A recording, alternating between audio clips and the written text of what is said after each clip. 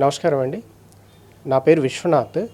నేను regional manager agriculture insurance company Telangana. యాక్చువల్గా ఇప్పుడు ఈ క్యాబినెట్ ఈ సంవత్సరంలోని మొదటి క్యాబినెట్ సమావేశంలో ఏదైతే ఫండ్ అలొకేషన్ అనేది క్రాప్ ఇన్సూరెన్స్ కోసం చేశారో అది ఇంతకుముందు ఉన్న అలొకేషన్కి ఎక్స్టెన్షన్ అన్నమాట. ఇంతకుముందు ఆల్రెడీ 65,000 crores అలొకేషన్ ఉంది. అది 3 yearsకి. దాన్నే ఎక్స్టెండ్ చేస్తూ 69,000 crores ఎక్స్టెండ్ చేశారు. అది యాక్చువల్గా క్రాప్ ఇన్సూరెన్స్లో 2 schemes రన్ అవుతున్నాయి. ఈ ప్రధాన్ మంత్రి ఫసల్ బీమా యోజన అనేది ఒకటి, ఇంకోటి restructured weather based crop insurance scheme అనేది ఇంకోటి. ఈ ప్రధాన్ మంత్రి ఫసల్ బీమా యోజన అనేదేమో ఈల్డ్ బేస్డ్, పంట దిగుబడి గ్రౌండ్ లెవెల్లో పంట దిగుబడి ఎంత వస్తుందనేది అంచనా వేసి క్లెయిమ్ చేసేది పిఎంఎబివై అంటాము.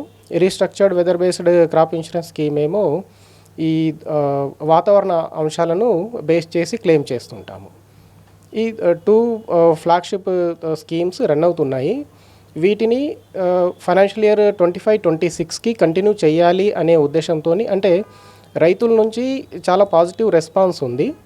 ఆ రెస్పాన్స్ని బేస్ చేసి సేమ్ స్కీమ్ 25-26 ఫైనాన్షియల్ ఇయర్కి, అంటే ఖరీఫ్ రబీ సీజన్గా డివైడ్ చేస్తాము క్రాప్ సీజనాలిటీ బేసిస్.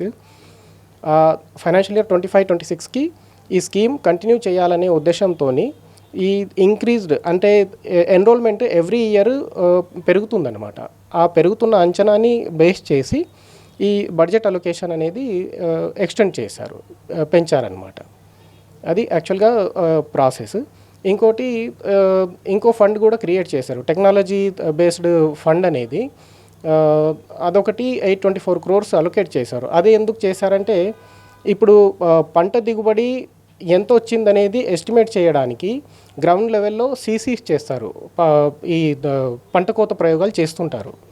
ఆ పంట కోత ప్రయోగాలు చేయడానికి చాలా మ్యాన్ పవర్ అవసరము.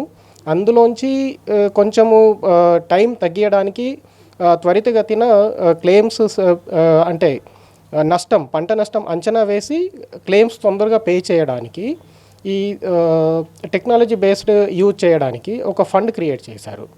అదేంటంటే ఎస్టెక్ అండ్ విండ్స్ అనేటి 2 సపరేట్ టెక్నాలజీస్. ఎస్టెక్ అనేది yield estimation for using technology ఎస్టెక్. విండ్స్ అనేది ఈ వెదర్ స్టేషన్స్ నెట్వర్క్ పెంచడానికి. ఈ 2 టెక్నాలజీస్ ఇంప్లిమెంట్ చేసి నష్టం ఎంత జరిగిందనేది త్వరితగతిన అంచనా వేసి త్వరగా రైతులకు క్లెయిమ్స్ అందే విధంగా చూడడానికి ఈ టెక్నాలజీని ఇంప్లిమెంట్ చేస్తున్నారు. యాక్చువల్గా ఈ టెక్నాలజీ కూడా, అంటే సీసీస్ ప్లస్ టెక్నాలజీ 2 ప్యారలల్గా నడుస్తాయి. కాకపోతే at a time 100% technology use చేసి ఈల్డ్ ఎస్టిమేషన్ కూడా కొంచెం కష్టం అన్నమాట. అందుకని గవర్నమెంట్ ఒక 30% అనేది క్యాపింగ్ పెట్టుకున్నారు. ఒక 30% ఈల్డ్ ఎస్టిమేషన్ త్రూ టెక్నాలజీ, మిగతా 70% నార్మల్ సీసీ బేస్డ్ ఈల్డ్. ఈ 2 ప్యారల్గా నడుస్తాయి అన్నమాట.